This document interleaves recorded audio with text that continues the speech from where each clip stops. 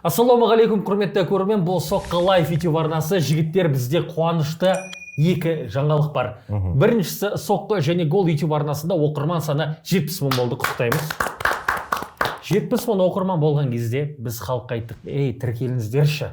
70 мың болған кезде Бексұлтан Кеулімқос жаңа форматты ұсынады дедік. Бұл біздің екінші жаңалығымыз. Бексұлтан Кеулімқос жаңа форматтың сүйікті футболшысы, өзінің кумирі, аңызға айналған 8 дүркін алтын доп иегері Лео Мессиге арнап Бексұлтан Кеулімқос жаңа форматын ұсынып жатыр. Бұл формат қандай? Лионель Мессидің карьерасындағы топ 15 жарқын сәт. Топ 15 ұлы сәт. Егер бүгінгі формат ұнайтын болса, басқа футболшылар жайлы да түсіреміз. Сондықтан міндетті түрде осы видеоға лайк басып, комментарий жазып кетіңіздер. Және iPhone 17 ұтып алу мүмкіндігі бар екенін тағы да еске сала кетемін. Төменде сілтеме тұр, комментарийге кіріп, сол сілтеме арқылы өтсеңіздер, онда сіздер iPhone 17 ұтып аласыздар. Бексұлтан Кеулімқос, сөз кезегі өзінде. Рахмет, Ялеке.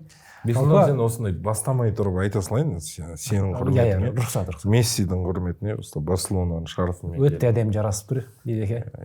Керемет видео болады. Сәт дегенде, Дидар, сен Роналду фаны едің ғой?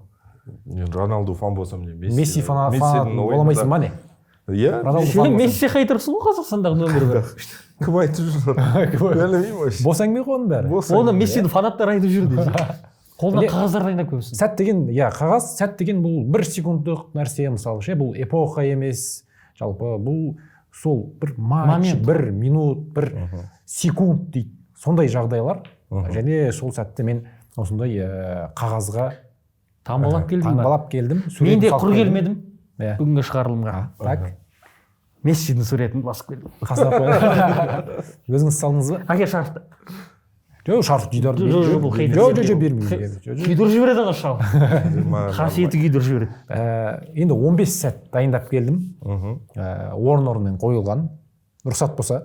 Сосын не үшін ол сәттер ұлы екенін сен дәлелдеп берейін деп тұрсың? Жалпы, дәлелдеу қажет болса дәлелдеуге болады. Орын-орынмен қойылған ғой? Орын-орынмен қойылған. Болды да. Бастаймыз. Кеттік. 15-ші орын. Сонымен біз бастайық. Жігіттер. Міне. Осы сәтті мен 15-ші орынға таңдап отырмын. Мессидің дебют гол соққан кезі ғой мынау. Мессидің дебют голы бұл шамамен 20 жыл бұрынғы болған оқиға. Месси қосалқы құрамнан шығады. Қателеспесем, Альбасетенің қақпасына соқты. Альбасете сол мамыр айында қосалқы құрамнан шығады. Рональдиньомен тақпалқылдасып, стенка ойнап, пас алмасып, Рональдиньоның пасынан кейін Месси бұл жерде қақпашының бойынан асырып парашютпен өтті әдемі болды. Егер орнына шығып білесің ба? Кім? Самуэль Этоно. Самуэль Этоның орнына шығып, осындай керемет дебют голын соқты. Оның алдында да сәт бұрын сөйтіп қақпашынан асырып гол соқты да, бірақ офсайд болып есепке алынды. Сол сәт бойынша айтайын. Роналдиньо осы шыққан кезде сен алда жүр, мен саған пас беремін. Сен гол саласың дейді. Бір рет пас береді, гол соғады, офсайд болып санамайды сәт та. Уайымдама, еш уайымдама, қазір қайтадан берем, қайтадан саласын дейді. Сонымен қоса мынау енді Рональдиньо от болып тұрған кезі. Енді әлемнің үздік футболшысы дәл сол сәтте және әлемнің ең үздік болашақтағы футболшылардың бірі. Ең жарық жас жұлдызы. Және міне осындай Барсаның үздік ойыншысы. Және нөмірде де символика бар ғой. 10-шы нөмір, болашақ 10-шы. Жоқ, керемет сурет тауып алыпсың. Рональдиньоның ізбасары, бұл енді сәт қой. Бұл сәт шынымен де аңыз сәт болып тұр. Маған негізі осы жалпы Барселона тарихында формалар бар, неше түрлі. Именно осы форма маған ең қатты ұнайтын. Ал маған Мессидің мына прическасы ең қатты ұнамайтыны. Қазіргісі зор ғой. Маған сары шаш ұнамайды. Маған блондин кезінде ұнамады. Әлібек қой оны. Одан қарағанда ше. Блондин кезінде вообще ұнаған жоқ. Әлібек Кенжал. Енді екеуіңе де тиісе салдың. Ал жігіттер, бұған қатты ұзақ тоқталудың қажеті жоқ. Бұл бірінші гол, дебют гол. Аңыз сәт. Енді 14-ші орын, Дидеке. 14-ші орын енді... Мен білемін. Білесің ба? Дидар дегеннен кейін түсіндім. Жоқ, оны қате дұрыс түсінген жоқсың онда. 8-ші алтын доп десе. 14-ші орын. Жерон Ботенгт отырысып өткен сәт па? Бұл енді шынымен де сол кезде естеріңде болса ВКонтактеде отыратын едік. 1040 мем. дәл осы суретпен шыққан еді. Мына жақта Бойотен ұйықтап жатады, Бойотен не істеп жатады. Кәдімгі көтке отырғызып кетеді ғой мына бұл шын мәнінде аңсат, және ана голдың өзі Нойердің бойынан асыра салып. Иә, керемет. Әдемі Жалпы гол. комбинация да керемет, мынау финт. Оған қоса Жером Боатенг деген мықты қорғаушы ғой енді. Иә, сол кезде әлемнің үздік қорғаушыларының бірі әлем болып чемпионы саналады. ғой. Иә, Нойер чемпионы. үздік қақпашы болды ол кезде. Оның бойынан асырып жіберді. Иә. Нойердің үздік қақпашы. Бұл бірінші матч қой. Чемпиондар лигасында бірінші матч. Есебімен негізі Барселонада Баварияны есеппен жеңген. Тек Бавария емес. Бірақ 8-2 емес. 8-2 емес. Мен осындай мемдерді онша қатты жақсы көрмеймін, негізі бір адамды қатты масқаралап жіберетін. Жоқ, бұл жерде Магуайрға көрген ғой сен біраз. Магуайрды мем емес қой ол, сәт емес қой оныкі. Ол мем қой. Серия ғой. Хари Магуайр деген мем ғой саған. Көп қой ол. Мына Жером Боатенг деген өте мықты. Жером Боатенг өзінің сұхбаттарында жалпы бұл сәтке мен қатты жалпы өкінішпен ұялып қарамаймын, өйткені маған қарсы әлемнің үздік ойыншысы, шабуылшысы болды. Иә, тайып құладым, жеңілдік, бірақ бұл футболда жалпы ондай болып тұрады деді. Осы ойынмен бір қызық ассоциация бар. Осы ойын болатын күні, келесі күні менде сессия болатын күн, Евразия ұлттық университетінде экономикадан қателеспесем. Менде андай выбор болды түнде. Қай апай берді саған? Есімде жоқ. Бауыр апай емес па? Мүмкін, ол да болып қалуы мүмкін. Келесі күні сессия болатын болды. Менде андай выбор болды, немесе сессияға дайындалу, немесе мынау матчты қарау. 3-0 болған матч деймін. Иә. Осы матчты мен қарадым, келесі күні летний қалдым. Шынымен де аңсат. Бұл жігіттер жай ғана 14-ші орын. ретейк кетті. Бұл енді шынымен де ұмытылмайтын сәттер. Ұмытылмайтын, енді барлығы ұмытылмайды деп ойлаймын. Мынаны бүйтіп қоя салайық сол үстелдің үстіне. Мен қойып отырайын деп. Эл Классико жігіттер. Қай жылға?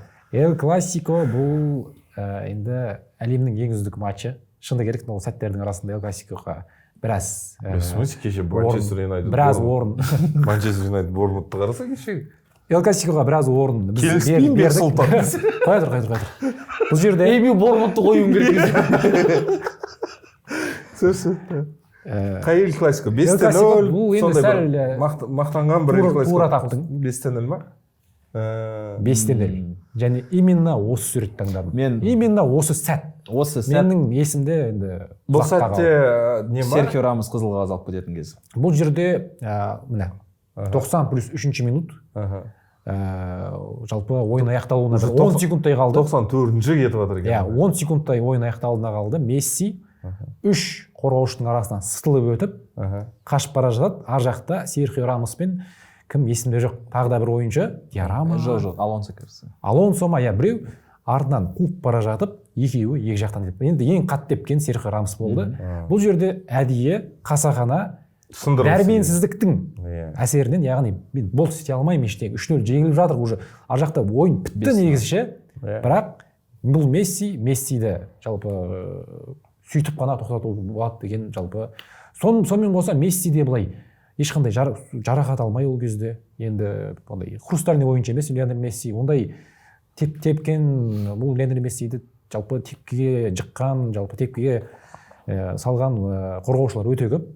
Сонда да міне Лионель Месси өзінің характерін көрсетіп, ондайға жатып қалмай, сынтамай. Тек қана характер емес, ол біріншіден Мессидің физиологиясын ерекше айтып кету керек. Иә, физиологиясы да барша. Өзінің аяқтары, сандары мынандай ғой Мессидің негізі. Оны құлату оңай емес, ондай Боатенг сияқты шкафтар мысалы бүйтіп түртіп құлатамайтын. Сосын оның ана центр тяжести өте төмен орналасқанда, құлату сәл қиындау болады. Сонда да кейін барған ой. Кішендер Рамос деп бойы қысқа дегенді өйстіп айтып отырсыңдар ма? Зор қылып, центр тяжести төмен орналасқан. Бойы қысқа ойыншыларда қолабайсыз болады да иногда. Иә. Жалпы енді Мессиден көп сондай ой там. Мына сәт негізі мен ойлаймын, бұны бір жоғарылау да қойса болар еді. Өйткені осы матчтан кейін жалпы Барселона Мадрид арасындағы бірінші Эл Классикосы. Бұл Барселона үшін ол жоғары тұратын еді, бірақ бұл дәл осы Мессидің сәтін алып отыр ғой.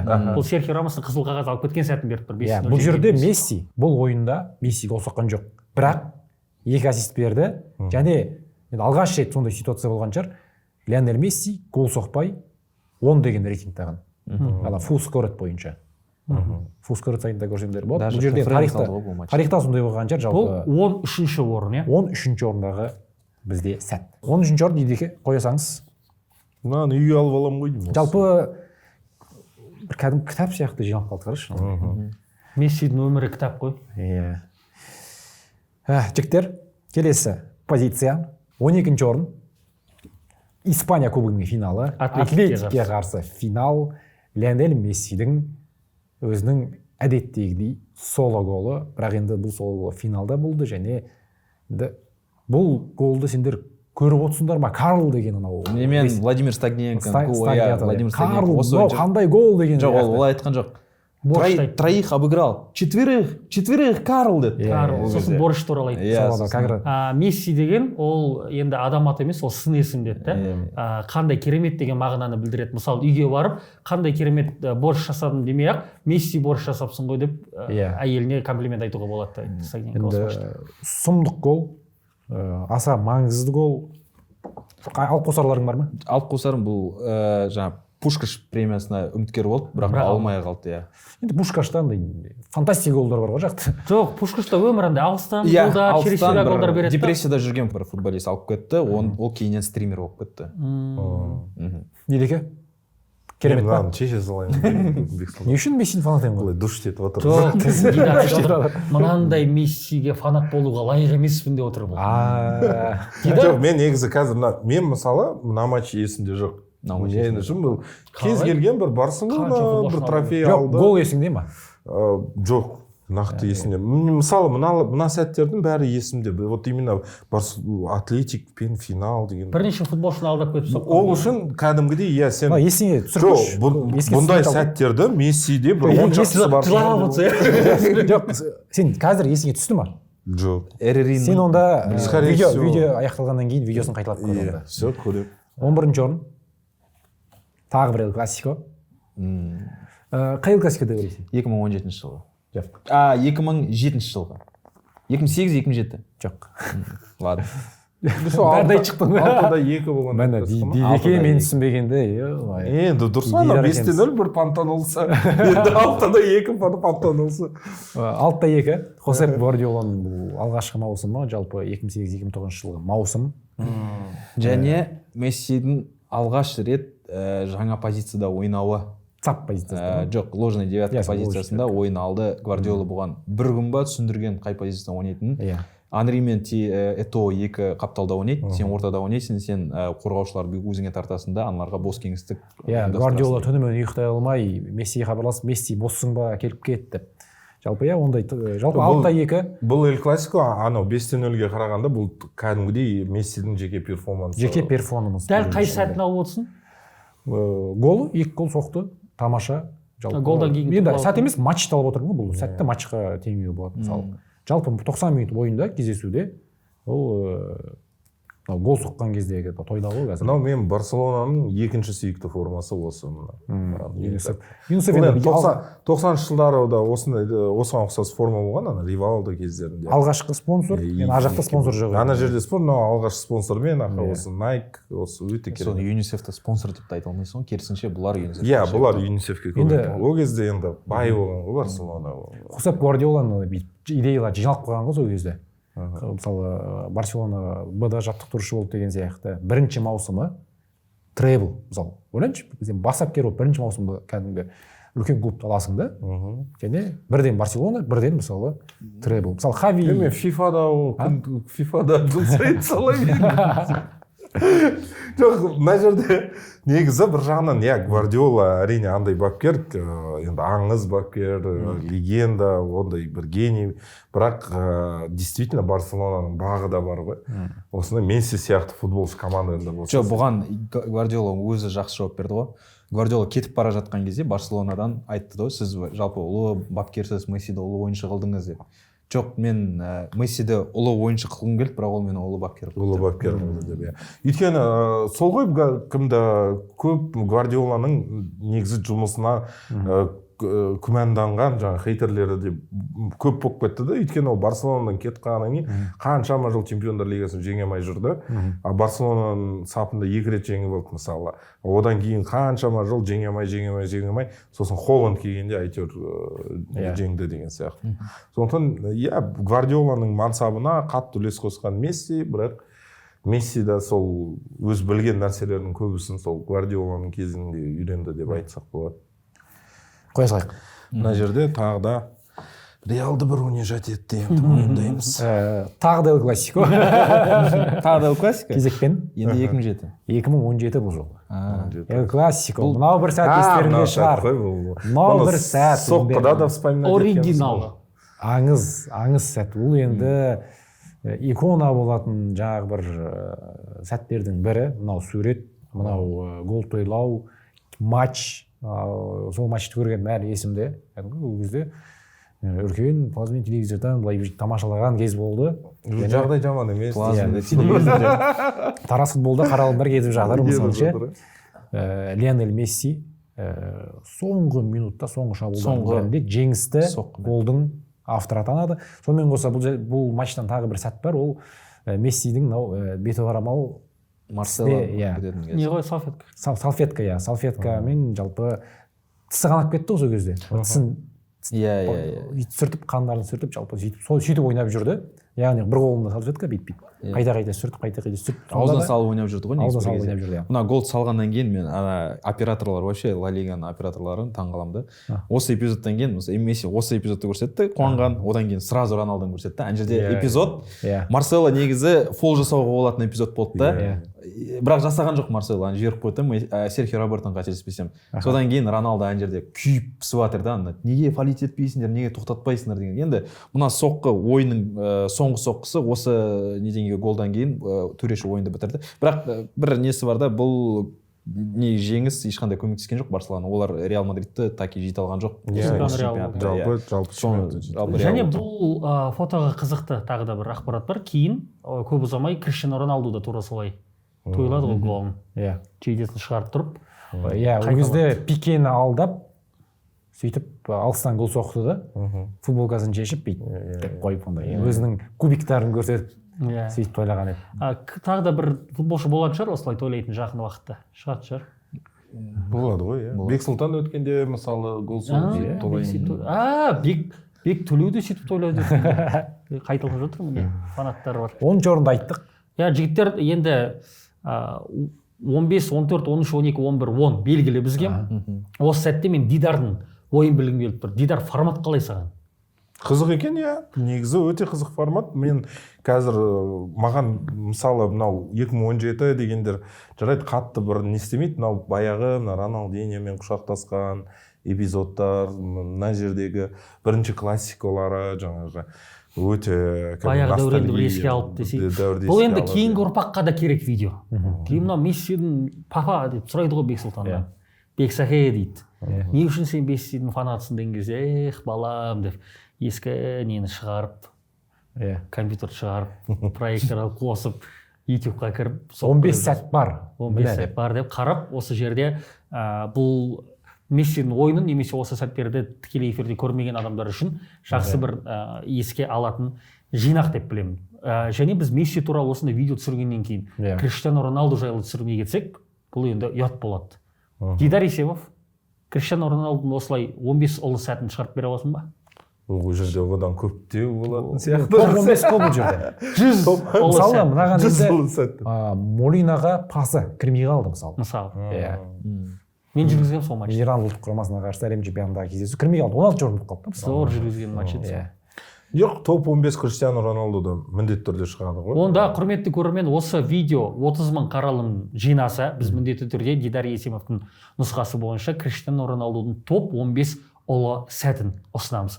Одан кейін сен кімдікін айтасың? Антуан Гризмандікін айтасың ба? Білмеймін. Бұрынғы дәуірдің бір ойыншысы болсыншы. Зидан болса. Зиданның топ 15 сәті деген.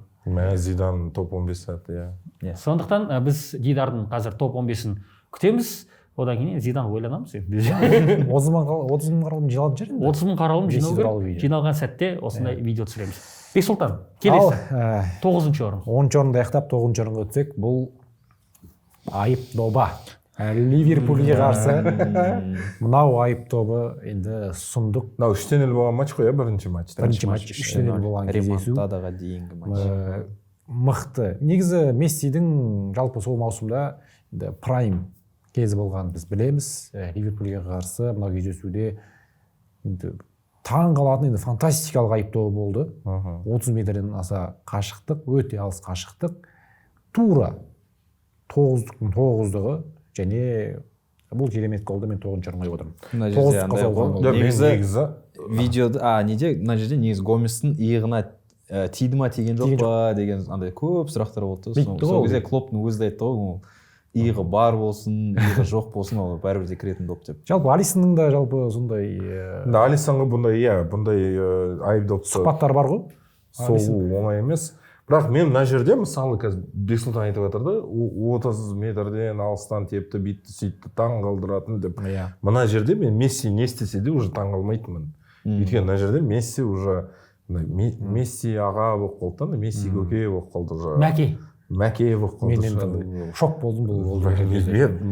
Алисонның өзі мысалы кейін қорғаушылардан сұраған ғой, қалай кіріп кетті, что-то айып добынан тосуым керек еді деген сияқты. Кейін қайта одан көргеннен кейін нормально деген ғой деген. Бұл енді гол сұмдық қой. Гол сәт. Бірақ түбі бәрібір нәтиже әкелмеді ғой. Барселона сол 2015-те Чемпиондар Лигасын қалай жеңді соңғы рет, содан бері жеңе алмай кетті. Бұл дивиденд аз болып қалды да мына голдың. Дивиденд аз дегенде енді бұндай голды сен әдемілігінен 10 жылда бір көресің да. Бірақ ұлы деп айтамаймын. Филиппе Каутиньо осыған ұқсас гол соққан жоқ па еді? Ой, Жуниньо, Пернамбукано мынандай голдар. Роналду да Арсенал соққан. Алыстан. Жоқ, ондай бар. Сол үшін мен негізі мына осыны соңғы бір 15-ші орынға қоя салатын едім. Скорее всего. Өйткені енді шли жоғарғы қойып қойды, бұның әсері де андай глобально жоқ. Енді үштен өлесі ары қарай өтсе, может быть, андай біз сәл не істейтін. Ары қарай өтсе, ол кезде енді басқа футболшылардың жауапкершілігі деген сияқты да бұл жерде. Жоқ, мына қалған эпизодтар действительно легендарный эпизодтардан, Боатeng отырсып қойды, мына жерде Реалды кәдімгі тізе бүктірді деген сияқты. Мына жерде енді Ливерпульді кім жеңбей жүр деген әңгіме ғой. Ұтылып қалдыңыз?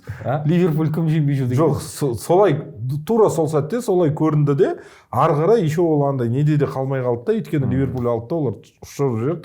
Мессидің гол туралы ешкім бір. Жалпы Барселона Ливерпуль матчын еске түсірген кезде басты хайлайт бұл емес, бұрыштама ғой бәрібір Трент Александр-Арнольдтың бұрыштамасы. Бірақ менің ойымша бұл әлемдегі ең үздік айып топтардың, ең әдемі айып топтардың бірі дәлдік қылып жүрді.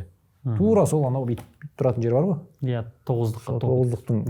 Жоқ, екі штанга тұрады ғой бүйтіп. Жуниньо, Пернамбукано, хайлайты деп, штрафные деп Google-дан теріп көрсең. Мұнда қайталап көрсең жалпы. Жоқ, мен есімде бұл гол. Жақсы, 8-ші орында. 8-ші позиция. Эл Классико. Лионель Мессидің хет-тригі. Бұны білемін. Бұл Лионель Мессидің алғашқы хет-тригі. Бұл 2007 ма? 2007-2008. Міне прическасы әлі сондай ұзын. 11, 28 және 91 минуттарда Лионель Месси Эл Классикода хет-трик рәсімдеді. Мен ең бірінші сүйікті ойыншым Рудван Нислорой дубль жасапты. Біреу пенальтиден, біреуі. Иә, бұл ойынды көрдім мен негізі. Қателеспесем, бұл да андай осы маусымда да чемпионствоны Реал Мадридқа беріп қойған сияқты болды да. Бірақ Месси андай көрдім. Фабио Капеллоның Реалы ғой мына 27. Бұл негізі ең отстойный Реал. Енді Барселонаның масқара құрамы болды. Бұл кезде Этоо, Роналдиньо, Деко және Месси болды. Хави, Иньеста ортада болды да. Кімдер кім голландецтерді жинап алған кездер ғой. Оның алдында голландецтерді жинап алды, сосын Капелло келіп бір-екі ойыншы қосты, сосын олар чемпиондықты ұтты да, бірақ Реалдың футболы андай өте бір минималистичный футбол бар, итальянский футбол бар. Бұл енді жалпы Месси енді әлемдік деңгейде жалпы хайп жинаған кездесу ғой. Эл Классикода хет-трик рәсімдеп.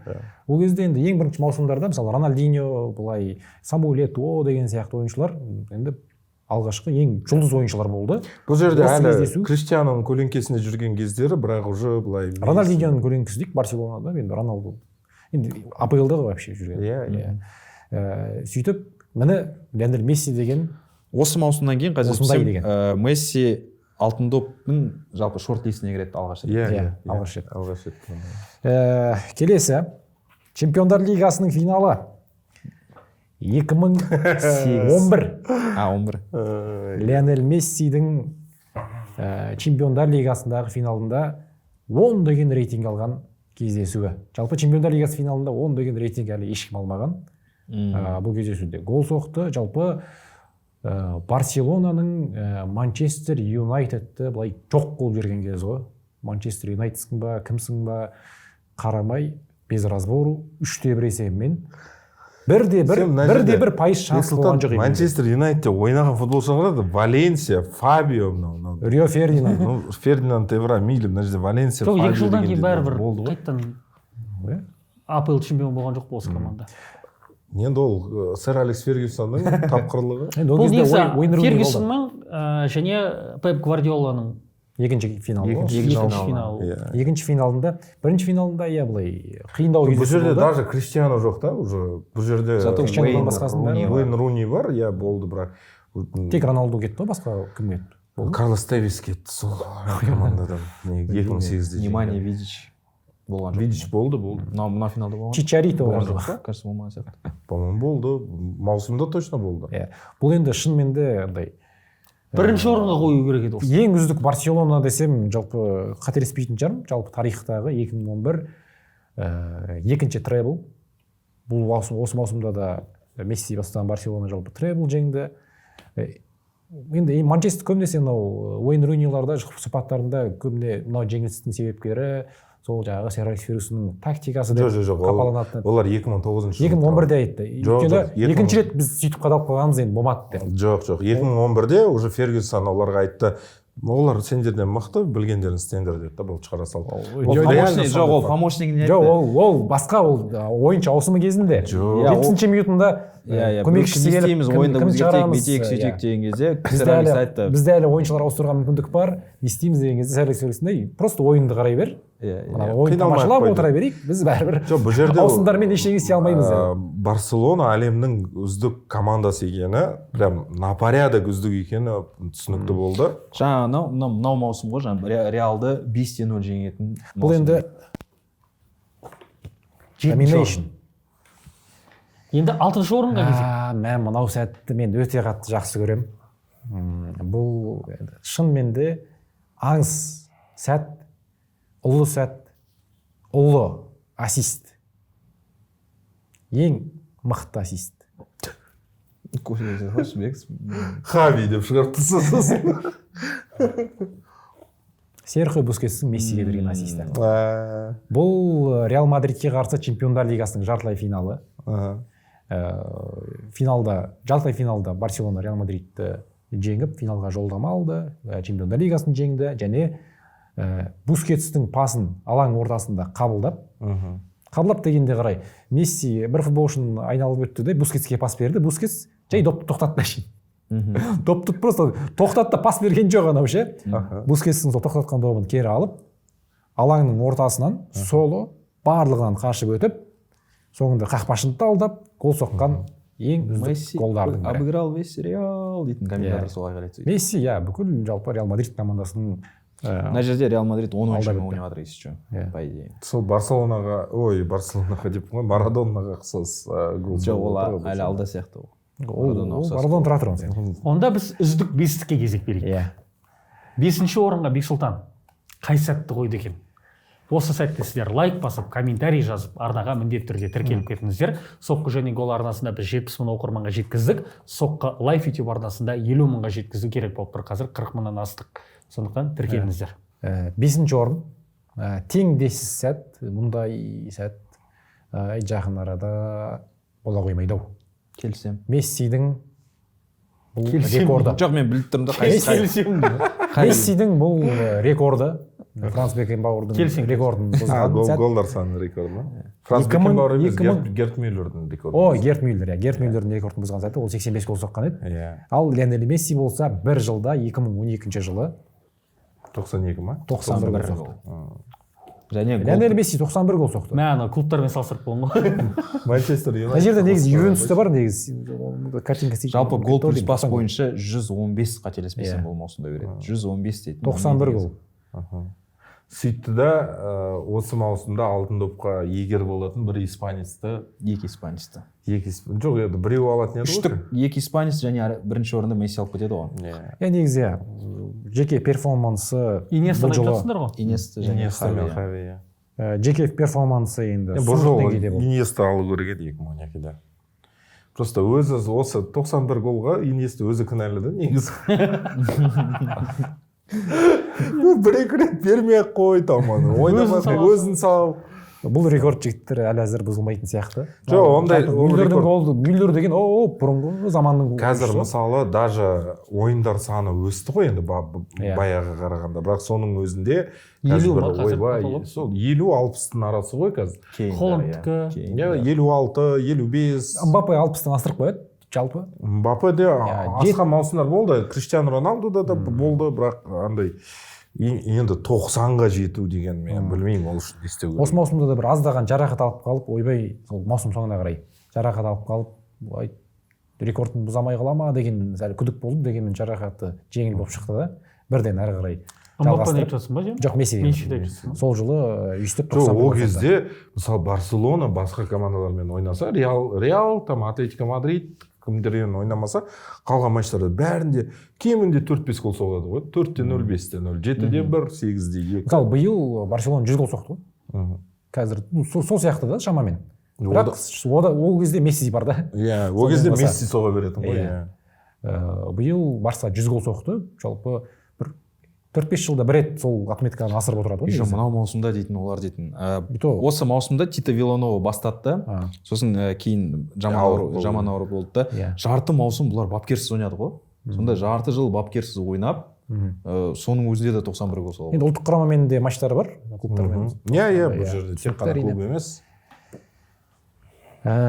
Жалпы осы сәт төртінші орынға келіп жеттік. Бір алтын доп келетін шығар, төртінші орын. Менің осы Барселона футбол клубында жанкүйер болған сәтім, кезім дәл осы матчтан басталды десек болады. Бұл 2008-2009 жылдағы чемпиондар лигасының финалы. Осы топ 3-ке кірмей қалды ма сенде? Топ 4. Төртінші орын. Қалай? Қазір енді көресің, 3-2 бірде көргенде. 170 сантиметр баспен гол соғып жатыр да. Вандер Сарға еще. Ана жерде еще Роналдоға қарсы матч. Рио Фердинанд қарап тұр. Фердинанд. Бұл негізі, сол Месси мен Роналдың текетіресінің басталуы, анау сол. Криштианоды негізі осы маусымда Фергюсон 2 рет чемпиондар лигасын жеңем деп қалдырғанды. Сонымен қоса аяқ киімі. На голдан кейін бірінші алтын добын алады. Иә. Енді требл алғаннан кейін алу керек қой. Голдан кейін сонымен қоса аяқ киімі бутсы шешіліп қалады ғой. Аяқ киімін алып, соны сөйтіп қуанып бартқан сәті әлі есімде. Менің де есімде. Суретті мен дайындадым да. Вандер Сар қарап тұр бүйтіп Мессидің баспен соғына. Фердинанд қарап тұр да. Бір сол доп ұшып бартқанда бір стадионда пауза болған секілді болды да. Просто сурет болып тұр ма? Иә, бүкілі қарап тұрған секілді Мессиға. Деп тұр Вандер Сар. Керемет сәт. Бұл енді действительно өте мықты. Ол жерде пасты да керемет берді мына жерде Мессиге. Стоп кадр демекші, бір андай бір футболшының айтқаны бар. Біздер теорияда жаңағы Барселонаның ойынын бүйтіп разбирать етіп атамыз дейді да. Сосын жаңағы бапкерлер айтады да, міне мынау Месси да қалай тоқтатамыз, анау енді видео жүріп жатады. Видеоны паузаға қойыңызшы, сол кезде тоқтатасыз деп біреу айтты. Мына осы финалда негізі Манчестер Юнайтед фаворит болған. Финалда. Просто Рио Фердинанд содан кейін бірнеше сұхбаттарында айтқан, біз Барселонаны бір қатты недооценивать етіп қойдық деп. Чемпиондар лигасының финалында. Чемпиондар лигасының финалында. Олар бірден шығып, біз оларды қазір айырып аламыз деп ойлағанда, 10 минут ойнады, ары қарай Барселона доп алып алды. Просто жүгірді. Емеу бірақ ол кезде ешкімді менсінбейтін еді. Жоқ, Барселонаның составы дейтін Анри, Этоо және Месси. Жоқ, бірақ қате ғой, бірақ ол ондай не сияқты, более ауыр, не сияқты характер дейміз ба, мысалы Алекс Фергюсон жеңісіп тастағанда сен үздік командасындар деп. Бірақ на самом деле былай объективті түрде жанкүйерлер бүйтіп ойламайды, мысалы футболшыларды сендіріп тастаған сияқты. Топ 3. Сосын мынау дейтін негізі мынау сәт болмайтын еді ғой, егер Эвребе болмаған кезде. Негізі вот сол финалға тағы бір рет Челси шықса, негізі сол жерде Манчестер 2 рет қатарынан чемпиондар лигасын жеңетін еді. Тамаша. Топ 3. Хотя бы біреуін таңдамадың ба осының біреуін? Мына жерде дұрыс ғой, 8-шісі ғой, таңдап тұр. Мынаулар как будто андай. 8-ші алтын доп, дұрыс дейді Дәрімжан. 8-ші алтын доп. 8 алтын доп ешкімде жоқ. 7 алтын доп ешкімде жоқ. Жалпы 6 алтын доп алған футболшыда жоқ қой ешкім. Былай қарап тұрсаңшы. Лионель Месси 8 мәрте алтын доп иегері атанды. Бұл енді озық нәтиже. Нешеуін күмәнді деп есептейсің? Білмеймін. Ешқайсысын жалпы ондай. Ешқайсысын деген. Жоқ, анау 2012 күмәнді емес па саған? Жоқ, ешқандай. 2010-шы. Жоқ. Бұл жерде алтын доп деген жеке перформансқа беріледі да. Иә. Көбіне көп. Және жеке перформансымен жалпы Мессиді былай оның жеке шеберлігі басқалардан онша емес болып қалды деп айту мүмкін емес сияқты да. Мессиден басқа кімге жеке перформансқа алтын доп берді? Мессиден басқа. Мессиден басқа? Иә, трофей болмаса тек қана жеке перформанс. Криштиану Роналду. Ондай маусым болған жоқ. 2013-ші. 2013 деп не Не жеңді? Бір нәрсе жеңді. Бавария мысалы Чемпиондар лигасын жеңді. Рибери негізі үміткер болған кезде Роналдоға беріп ал ол кезде Реал жартылай финалға дейін жетті. Иә, жартылай финалға. Сосын Ла Лигада кубокты да жеңді. Жоқ, оны чемпионатты былай қылды ғой, алтын допты кейінге шегерді да. Ана Роналдо өзінің іріктеу Иә, матчтарын Португалия- Швецияға қарсы ойнайды да. Сосын сол кезде хет-трик салады да, соның матч арқасында. Ол да еще бар. Енді алтын допты Ұят бәрібір де нәрсе. негізі біз сыйлау керек. Бұдан басқа негізі жүлде жоқ. Жоқ, Престиж мынау бойынша ешқандай маған жүлде бір жоқ. несі да, бұл жалпы әлем чемпионаты үшін алды ғой, алтын допты. Сегізінші, Сегізінші әлем чемпионаты 26-шы. дейтін енді желтоқсанда болды да. Мына алтын допты қателеспесем бір қыркүйекте ма сондайда берді. Әлем чемпионаты 9 кірді ғой. ай ойыншы шамамен ешіне істеген жоқ та. Майамиде. Ана жерде Холланд требл алды, жалпы ойыншылар бірінші оларға берген жоқ та, Мессиге беріп жатыр. Жалпы сол әлем чемпионаты. Әлем чемпионаты барлық турнирден престижі жоғары екен тағы бір дәлел. Мысалы сендер бұрынғы Месси мен Роналдуға дейінгі былай әлем чемпионаттарын былай қарасақ, көбіне алтын доп иегерлері сол әлем чемпионатында мықты ойнаған футболшыларға берді. Яғни жеті ойын, 6 ойын. Трансляция қазірге дейін емес еді. Тура. Елдің Бірақ көбі әлем чемпионаты мен евроны ғана көрді. әлем чемпионатының престижі бүкіл бірақ матч одан көреміз. өз күшін жоғалтқан жоқ. Әлемдегі ең Жоқ, мен негізі біраз үшеуіне кемі дауласа алатын едім, бірақ мынау сурет зор болып тұр. Әдемі сурет екен шіркін. 8 алтын доп. Мен негізі мен дауласпайтын себебім, мен жалпы премия деген ол ондай. Алтын допты онша менсінбеймін дейсің ғой, иә? Алтын доп емес, жалпы премия деген нәрсені мен онша өйткені премия деген ол бәрібір субъективті көзқарас, болмаса анау Онда осы жылы саған премия жоқ дейсің. мен марапатты айтып отырмын. Онда премия бар саған. Қалтама салып қойсам болады, ол енді түсінікті. КФФ Эверсті көрдік қой. Премия. Тура сол сияқты ғой. Мысалы кез келген премия ол өздеріне бір жақын, лайықты, болмаса өздерінің бір мотивациясы бар, солай берілетін нәрселердің бірі. Енді Бірақ мынау Бексін айтып жатқан дұрыс қой, қанша жерден алтын допты мойындамасақ та одан мықтысы жоқ бәрібір. иә, одан мықтысы жоқ, бірақ соның өзінде бұл енді андай не емес та, истина последней инстанция емес. Мүмкін сен де жалпы дұрыс айтып жатсың, мен де дұрыс айтып жатырмын. Иә. Саған ешқандай нем жоқ, бірақ жалпы көпшілік Месси фандар. сенің де ойың қате деп айта алмаймын. Иә, жоқ, бірақ әлем жалпы әлем ойындаған футбол тарихында ең көп марапат кімде болу керек десе, әрине Мессиде болу керек дегенді мен мойындаймын. әлем ойындаған Бірақ марапат. андай не емес, Қай жылдан мысалы бері? Мессиде 8 болса, Криштианода 7 болу керек деп ойлаймын мен. Жарайды. Кемінде. Екінші орын. Скорее ең әділ, міне Криштианода өзінде 5, Мессиде 6 болса кайф болады деп. Екі ақ сурет қалды жігіттер. Екеуін де Қайсысын бірінші орын қойын?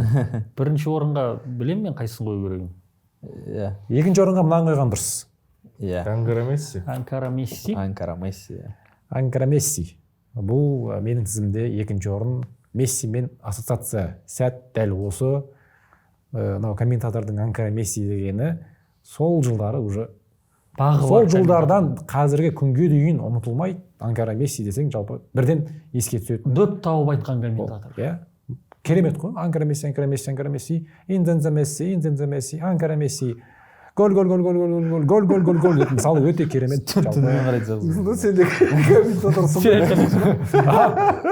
Инзензе Месси Бір жерде деген. қайталайын деп жүрсің ғой сен. Анкара Генджи. Мына қара Месси деген еспен. Әне қара Месси. Сол айтқан зор. Бұл енді мынау жаңағы Марадонаның голымен пара-пар стильде соғылған. Бұл деңгейде соғылған. өзі Мессидің осы голға қатысты комментарийі қызықты. Мен осы допты ортада алған кезде мен неғұрлым алға жүрдім, мен андай партнерларды іздедім дейді, ешкім жоқ дейді. Сол үшін өзім алып жүре бердім. Соңында қақпашыны алдап өтті. Қақпашыны алдағаннан кейін, ладно, сол кезде ғана ұрайын деп несен. Мына жерде андай кадрға кірмеген, жалпы Эйдер Гудьонсонның реакциясы бар, басын ұстаған. Сол кезде Эйдер Гудьонсон айтқан, мен жалпы тарихтың андай бір үздік бір моментіне куәгер болып тұрмын бірінші. Негізі осы моменттен кейін бәрі Месси ұлы футболшы екені мына жерде уже белгілі болды да. Ары қарай ол просто тарих. Хетафеге қарсы матч сұмдық сәт қой, дұрыс. Екінші орынға қоюға бірақ анау Марадонамен салыстырады да осы эпизодты. Бірақ енді все-таки Марадонаға қарсылас команда басқа чемпионаты, басқа деңгейде футболдың деңгейі өсіп жатыр ғой жылдан жылға. Марадонаның да өзі де бірақ енді Месси десек осы сәт еске түседі бірінші кезекте. Бірінші сәтте. Және енді бұл екінші орын ғой, бірақ екінші орын. Бірінші орын ше. Бірінші орын білеміз ғой бәріміз. Бәріміз білеміз. Бәрі біліп тұрсыздар, иә. Мен айтайын бірақ енді. Бірақ сен айт. Лионель Месси өткен аптада Үндістанға барып, Үндістан министріне пас алмасты. Аты кім соның? Білмеймін, Раджа Рейди ма қандай? Білмеймін, атын өтірік айта салдым. Сол пас алмасу емес әрине. Рейди деген бар. Лионель Мессидің Қатардағы әлем чемпионатындағы кубок көтерген сәті. Легендарный бұл жерде. Біріншіден матч қандай болды жігіттер. Мен мынандай жағдай бар, арасында жаңбыр жауып жатқан кезде үйде қызым садиктен келгенше сол матчтың хайлайтын көретін әдетім бар, обзорын көретін әдетім бар. Сөйтіп комментарий кірсек, бүкіл комментарий сондай, 2025 кім көріп жатыр, қыркүйек кім көріп жатыр, қараша кім көріп жатыр деп. Қазспорт телеарнасының YouTube арнасында бар, Есей аға мен Сергей Райлян жүргізген 3-3 және пенальти сериясында Аргентина ұлттық құрамасы чемпион болып Францияны қапы қалдырған ойын. Бұл кубокқа Месси өте ұзақ жол жүрді, білеміз. Негізі бұл сәт көз жасын төкті. Өте көп, бір мәрте ұлттық құрамадан карьерасын аяқтап, бұл сәт қайтып оралды. Энцо Фернандес. Бұл сәттің амбассадоры кім? Амбассадоры? Рандаль Коло Муани. Эмилиано Мартинес. Эмилиано Мартинес екеуі. Ең жалпы... Мен сен анау Қатар шейхтері деп сол жаққа алып кеткен ма деп ойлаймын. Енді әлемдегі футбол тарихындағы үздік сәт келген болсақ, Эмилиано Мартинестің сейфі бір топ 3-ке кіреді. Топ 3-ке кіру керек. Және Чуамини де амбассадор ғой деймін, сол ғой соған ма? Чуамини команда салмай алды. Жоқ, сәт. Жоқ, анау именно 110 қанша? 119 минутта гол соқтың, болды ар жақта Франция чемпион. Пенальти сериясы да болмайды. О, иә, пенальти сериясы. Мбаппе алтын доп алатын. Мбаппе хет-трик жасын деп ар жақта. Хет-трик болғанда екеуін пенальтиден соқты енді бірақ. Ну сонда да. Жоқ, бәрібір хет-трик. Финалда ешкім. Мбаппе деген Эл Классикода да хет-трик рәсімдеп жеңіліп қалды өткен. Мессидің өзі де дубль рәсімдеді ғой бұл матчта. Жігіттер, мына Мессидің ұлылығын айтайын ба сендерге? Бір ұлылығын берші ана мен. Мессидің ұлылығы ма, Дидардың ұлылығы ма, мына суретті көріп тұрсыздар ғой, тарихта қалатын. Тура жапты ғой мына жігіт, қараңдаршы. Дәл сөйтіп тұр ғой. Оны мен басында просто есептеп тастадым ба? Примерно. Онда Дидардың топ 15 ұлы сәті дегенге осыны кіргіземіз. Бұл ұлттық құрамадағы трофей Месси үшін бір үлкен кеш тәртіп болды. Мысалы, Роналду мен Мессиді салыстырған кезде, мысалы 2010 жылы Криштиану Роналду Евроны жеңіп жатты, ал параллель Лионель Месси Копа Америкада финалда ұтылып қалған болатын. Сол кезде Месси карьерасын аяқтады, және бір ютубта бір керемет рэп шыққан еді. За 9 лет, 4 финала, и во всем из них Аргентина проиграла деген же. Аргентина проиграла. И карьерасын аяқтаған кезде Аргентинада карьерасын аяқтағаннан кейін шынымен де өте қиын жағдайда болды. Роналду действительно ол кезде, мен мойындаймын, Роналду сол кезде мықты болды. Ол кезде чемпиондар лигасында да теңесті ғой, алтын доптар саны. Алтын доптар қанша 3 алтын доп қалып бара жатып, осып кетті, 5 алтын допқа дейін жетіп. Бұл ұлттық құрамадағы жүлде, мынау треблдардан да, Эл Классикода жеңгендерден де, барлығынан да қымбат. Жігіттер, және бірінші орынға қойылуының себебі матчтың өзі де биг драма шоу да ол. Мысалы 2018 жылғы әлем чемпионатының финалы Франция-Хорватия қызық емес болды ғой, мойындауымыз. Кім болса қанымып қалдық қой. Мен сенімен келіспеймін негізі. Мына осы неде даже 0-0 бітіп ары қарай пенальтимен жеңіп кетсе Месси бәрібір осы Мессидің мансабындағы ең бір андай бірақ маңызды сәт болады ғой, бірақ әлемдегі ең үздік матч болмайтын еді. Бұл бірінші орын хайлайттарда Анкара Мессиден сан есе мықтырақ сәт болып тұрды. Екінші орын мен бірінші орын арасы былай жақын емес. Бірінші орын кәдімгі сатырылым бәрі білді, жалпы видеоның алдында да жалпы көрермендердің барлығы түсініп жатқан шығар қай сәт бірінші орын болатынын. Міне бірінші орын сөзсіз теңдессіз. Мен ойымша әлемдегі ең үздік матч. Әлемдегі ең үздік матч па, финал ма? Матч. Накал, жалпы тарихтағы ең үздік матч деп отыр ғой. Сценарий, бірақ оны голдар, үздік матч дейміз да, бірақ анау 75 минут вообще не болды. Франция бірінші голына дейін жалпы ойын қызықсыз өтті ғой. Аргентинаның голшы слет өтеді. Ар жақта негізі бірінші таймда Дешам 40 минутта ойыншыларды екі футболшы алмастырып тастады ғой. Оливье Жируді алып тастап, Коломуани шығарды деген сияқты. Тағы бір ойыншы шықты. Енді бұл Аргентинаның әлем чемпионаты Лусаил стадионында ойнап үйренген Мессидің фанаттары. Соңында шапан жауып Лионель Мессиге алтын жауып. Ең маған ұнаған сәт бірінші нелерді Нүсрет десе, жаңағы лучший бомбардир, соларды ең үздік қақпашы дейтін сондай. Ең үздік ойыншы Месси болды ғой. Осы турнирдің Мбаппе емес, турнирдің лучший бомбардир болды. Ең жас ойыншы Энсо Фернандес. Әйтеуір білем, Мбаппе барды да бір несі ол үздік бомбардир болды. Үздік ойыншы Месси болды да, былай шықты да, кубокты сипалаған кезде андай трибунаның бәрі жарылып кетті ғой негізі. Сол эпизод негізі есімде қалған, сол осы ойында негізі. Көптен күткен сәт негізі. Сосын жігіттер бұл жыл өткен сайын салмақтырақ, құндырақ бола беретін матч қой. Мысалы бұл 2022 жыл өтті, біз қазірдің өзінде мойындап отырдық та, әлемнің үздік.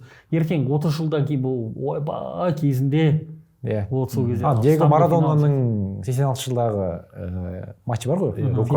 Рука Бога бар, жаңағы Англияға қарсы гол. Шамамен сондай Марадонаны еске алып отырды біздің әкелеріміз, аталарымыз сондай сияқты бір еске алып отыратын сияқтымыз бізде. Бұл финалда енді басты қаһарман все-таки Месси болған жоқ деп ойлаймын мен. Кім? 2 гол салды ба? Даже 2 гол салғанның өзінде. Мбаппе ма? Бірінші голда Месси керемет пас шығарып берді. Жоқ, Аргентина құрамасында бірақ сол ойында үздіктері ол сол Ди Мария мен Де Поль болды ғой. Эмилиано Мартинес бәрі соңына дейін ойнаған жоқ қой. Бірақ солардың барлығы Месси үшін ойнады ғой. Месси үшін ойнады. Аурамен келдісек болады жалпы бұл жерде. Бұл жеңіс негізі тек қана Мессидің жеңісі емес, Аргентина халқының жеңісі да. Маған қатты әсер еткені бұл Лусаилда болған нәрсе емес. Содан кейін анау Аргентинаны көрсетті. Буэнос Айрестағы.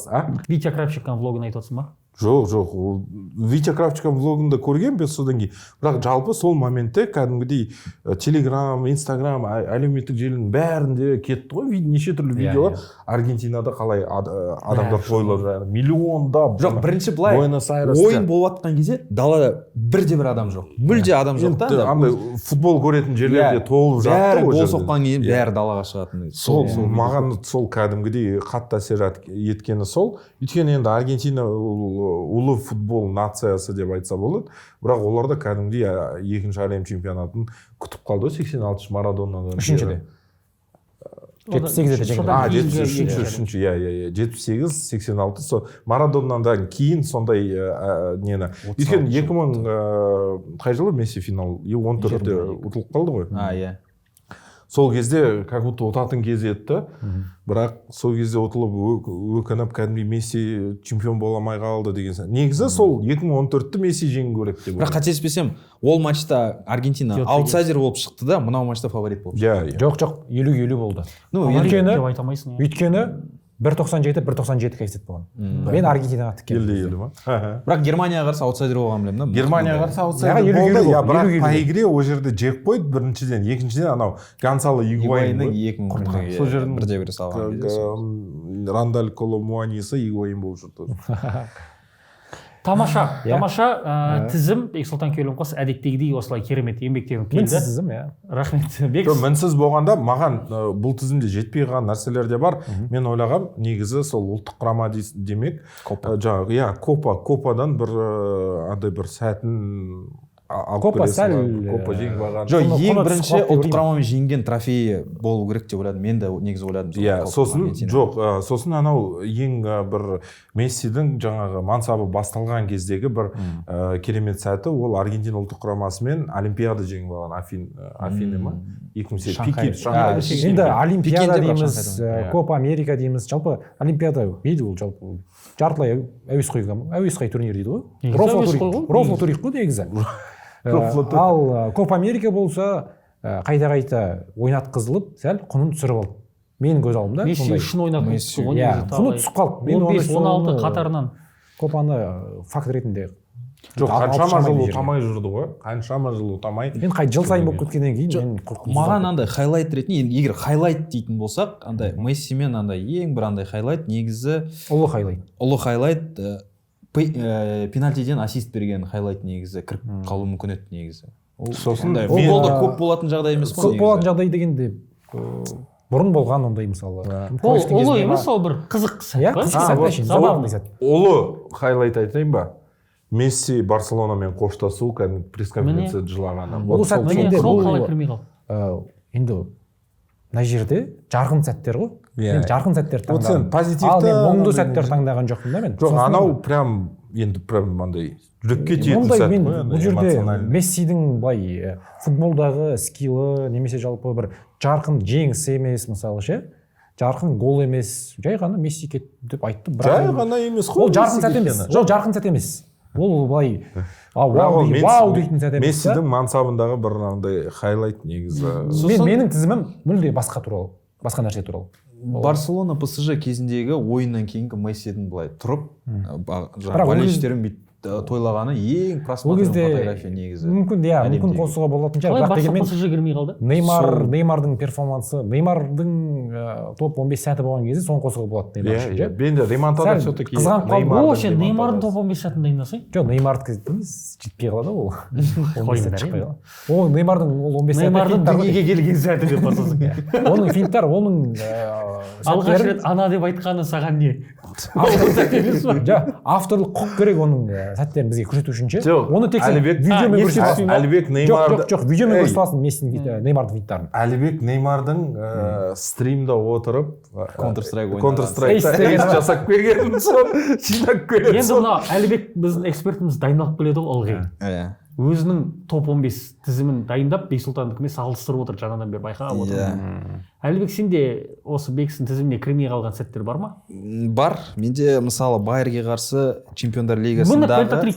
пентатрик Қалай кірмей негізі сол қалай пентатрик? кірмей қалғаны маған Мен қызықты. матчтың сол ұлылығына қарадым да. Мынаны алып тастайыншы. Байер, Мынаны иә, алып Чемпиондар тастайыншы. Лигасы, бірақ ол финал жаққа емес, жартылай пентатрик финал қосамыз. емес. Ол Байер да ол.